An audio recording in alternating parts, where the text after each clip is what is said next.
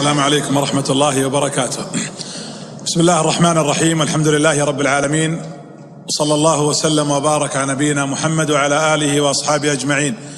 أولا مساكم الله جميعا بكل خير، وأسأل الله أن يتقبل منا ومنكم وأن يجعل أعمالنا خالصة لوجه الله الكريم. كلمة سريعة ليست محاضرة، احتراما لوقتكم، وأيضا نحن في رمضان ولله الحمد والمنة، ما بين صلاة وما بين قنوت ودعاء وقراءة قرآن واستماع إلى محاضرات، وربما بعضنا يسمع أيضا إذاعة القرآن ويستمع إلى عدد من المحاضرات، يدخل على عدد من الروابط والمواقع ليتابع المحاضرات والنافع المفيد الذي يعود عليه بالنفع في الدنيا والآخرة.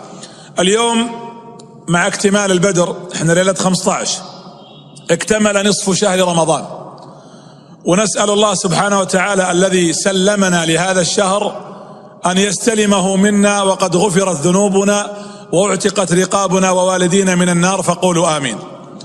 ليلة دخول الشهر حصل تغيرات كونية، يعني في أشياء تغيرت في الكون قد لا نراها بالعين المجردة، لكنها نؤمن بها ونعتقد أنها موجودة.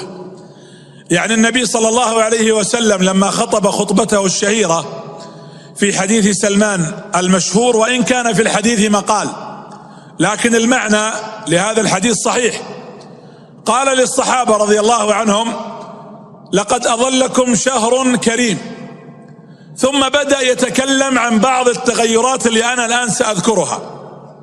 ذكر منها أنه فتحت أبواب الجنة، ولكم أن تتخيلوا أن أبواب الجنة تفتح، أنتم عرب ولا لا؟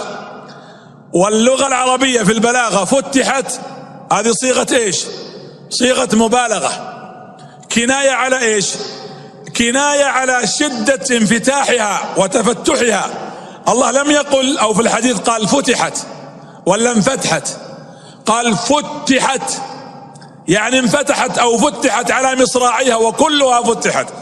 وأنتم تعرفون أن أبواب الجنة 8 بين طرف الباب والطرف الآخر مسيرة 500 عام. ويقول النبي صلى الله عليه وسلم: سيأتي يوم وعليه زحام على الأبواب 8 كلها. أسأل الله يجعلني وإياكم ممن يدخل مع الأبواب 8. شوفوا هذا تغير الآن موجود، الآن يقينا بهذا الحديث أن أبواب الجنة مفتحة. أنت اسأل نفسك: من أنا يا